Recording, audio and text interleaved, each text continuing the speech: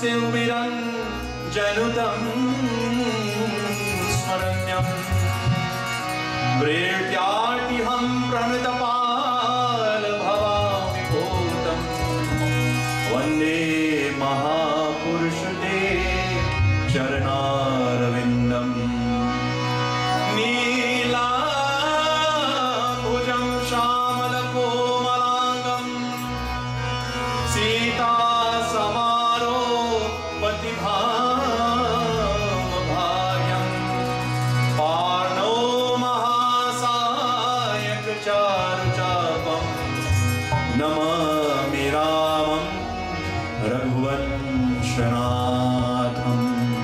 Ramayan Katha, Lanka Kaand, Bhagwan Shri Ram, नील और नल का समान.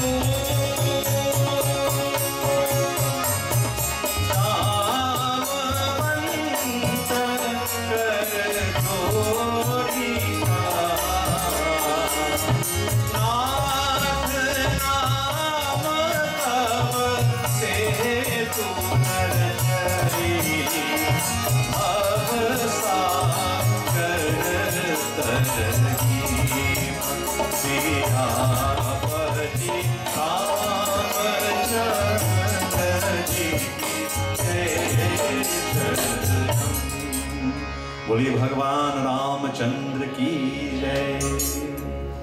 My dear devotees, this katha tonight is taken from the Sri Ram Charitramanas, the lake of the deeds of Sri Ram.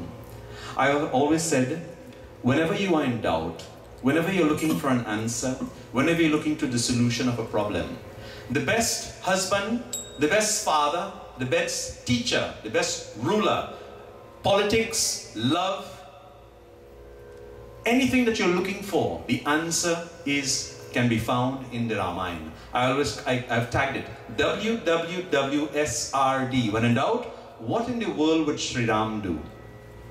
If you ever have a question, what in the world would Sri Ram do? The answer is here in Ramayan. Our katha tonight begins on the shores of Cape Comorin, also known as Rameshwaram. For those of us who have been to India, you will be very familiar with Rameshwaram. One of the 12 Jyotirlingams sits in Rameshwaram, and we'll understand tonight how that lingam arrived there. Hanumanji is very prevalent in this part of Ramayan, and tonight we want to examine who, what, why did Hanumanji appear in this part of Ramayan to serve Prabhu Shri Ram. When we think of Hanumanji, who do we think of? Anybody? What's the first thing that comes to mind? Hanumanji. Monkey. Once you is it? Servant of God. Hanumanji, the most auspicious and divine dedicated servant of Prabhu Shri Ram. Yes, monkey, Vanar. This is the form he took. Our scriptures tells us Hanumanji was the 11th incarnation of Lord Shiva, and his biological father was Vayu, the wind god. So having both Shiva and Vayu as fathers, he was no ordinary child. No ordinary child. As a little child, he was always restless, Chanchal Vanar as he's called. He was very high-spirited. Whenever the name of the Lord Sri Hari was sung, Hanumanji, his ears would stick up like an antenna, ready to listen, ready to serve. He was very energetic, and always very inquisitive. You know, we have some children, my son is a good example. He always asks questions. Daddy, why is this? Why is this so? Why is that the color? Why are we going to temple? Always asking questions. These are the ones that you watch. Super intelligent, always asking questions, filling that brain with knowledge, that computer chip in here, always looking, seeking for knowledge. Hanuman was like this. As we know the story, he once mistook the sun for a ripe fruit. Monkeys in general, those of us who have been to India, you will know, the minute you have a fruit exposed and you go into any of these temples with monkeys, they will come and take it away from your bag, take it away from your hands. He rushed up to the sun, but he was also being chased by Rahu, the dragon, one of the Navagrahas, to devour the sun. And mistakenly, when he was about, now Rahu he started to chase Rahu. And Rahu went and complained to Indra Bhagavan. And what did Indra do? He struck him down with his thunderbolt. When this happened, devotees, the father, Vayu, became very, very angry. If someone were to strike your child or do something negative to your child, wouldn't you become angry as well? Your son or your daughter? I know I will. Vayu became very angry. What did he do? He sucked all the air out from the atmosphere. There was no air, so that everything would suffocate and die. When the Devas and Devis saw what was going on, they came and they bowed to him. They said, "Oh Vayu, please, don't do this. Don't destroy the universe. Put the air back into the universe so that we can sustain life." In return, as they started to apologize, all the Devas and Devis, what happened? Lord Brahma, he gave to Hanumanji this boon. May you live as long as Brahma himself. May you live as long as Brahma himself. Lord Vishnu, his boon. May you live all your life as the greatest devotee of God. You live all your life as the greatest devotee of God. Lord Indra, the same God that struck him down with that thunderbolt, he gave him this boon. He says, no weapon of any kind will ever wound or hit your body. So you see why Hanumanji is still with us today? No weapon of any kind would ever wound or hit your body, O Vanar, O Pavanaputta Hanumanji. Agnidev Bhagavan, fire god, fire can never destroy you, Hanumanji. This is why he almost burnt the whole city of Lanka down with his tail. The fire god. Kala, the god of time. May death never caught you. May death never caught you. Do you have any doubts in your mind now that Hanumanji never died? He is with us. He's present today. All the gods and devas now came together and says, O Hanumanji, O Vanar, none will ever equal to you in strength and speed. Superman and fellas stand a chance here, you know. None will ever equal to you in strength and speed, O Pavanaputta Hanumanji. Brahma then finally looked at all the gods and goddesses and said to them, now, as we have all showered our blessings on this Pavanaputta Hanumanji, I am going to give the greater power even than Vayu, his father, and Garud. I am going to endow you with a speed faster than the mightiest wind. Speed faster than the mightiest wind.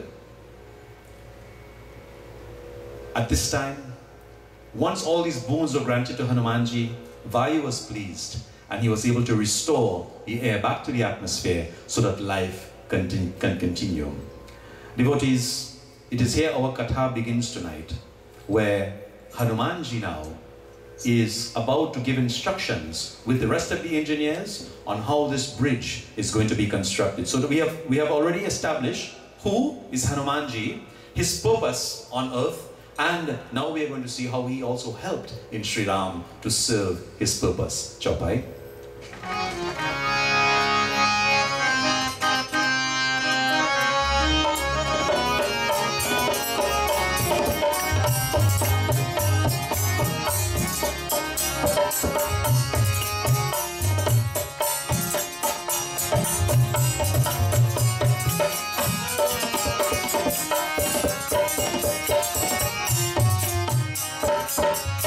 Jamavanta bole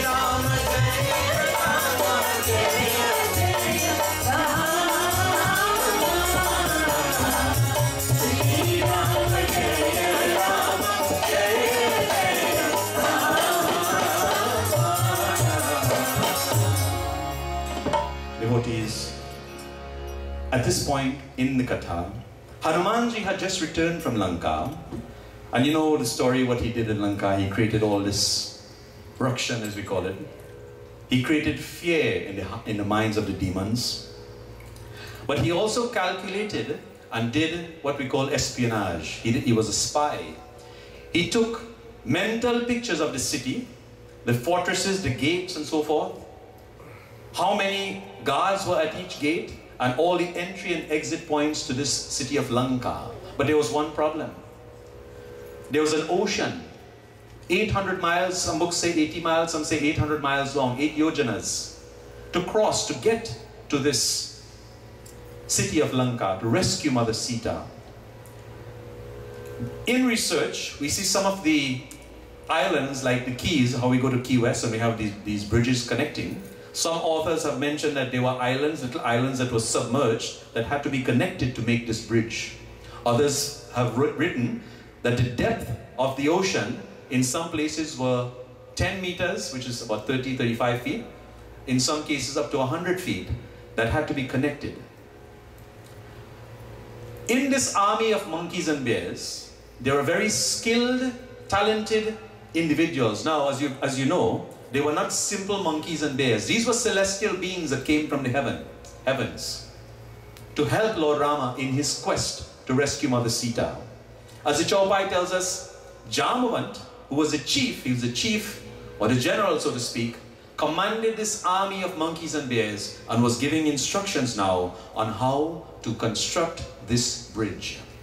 Then it was remembered, there was an individual, there were two individuals who, while young boys, they were playing, and these sadhus were conducting pujan. And what they did, when the sadhus went to take a bath, they went and they stole the shaligrams, the little stones that we worship the Lord Vishnu and Lord Shiva.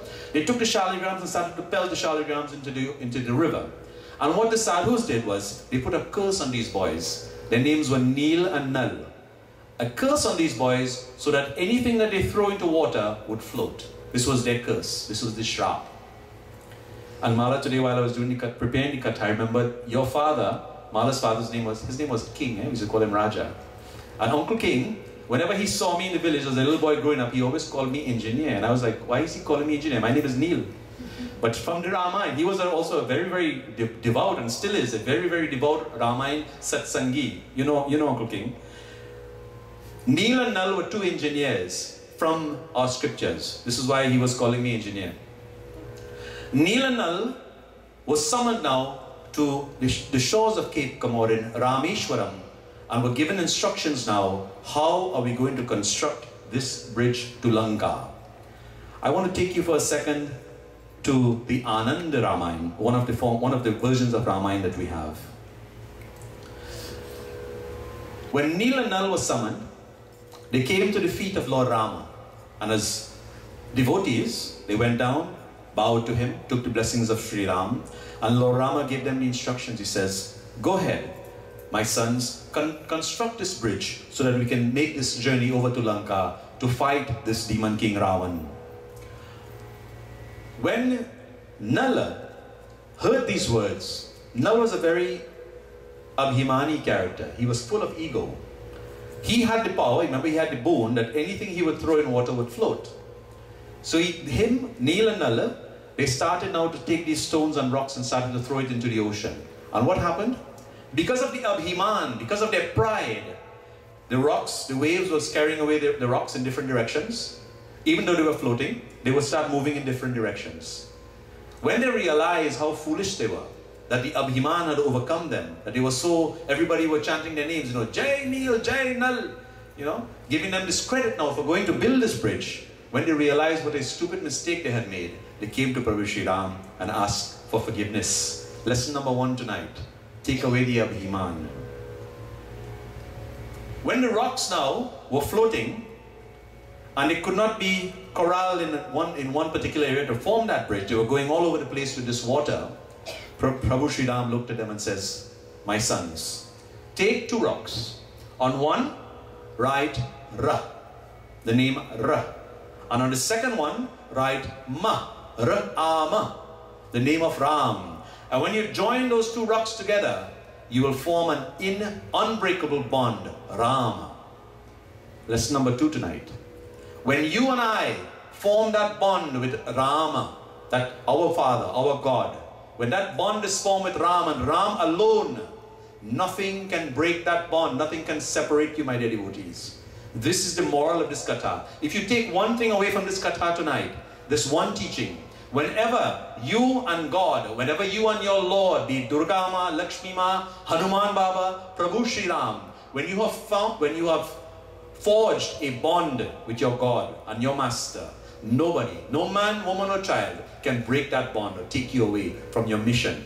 So too, this bridge, the name of Rama, coming together, it also signifies to us when we are on a spiritual path, there are many waves, there are many waters that are going to come. Bansi, we spoke about this a couple of weeks ago. Many waters are going to come to try to break that bridge that you're building to get to the other side. They come in typhoons, hurricanes, storms, earthquakes, you name it, to try to dissuade and to break that bridge. But if you form that bond, and it's a genuine bond from your heart with God, there is no man, woman or child, I'm telling you, that can break that bond and stop you from making that journey. Bole Prabhu Shri Ramachandra Bhagavan ki Jai.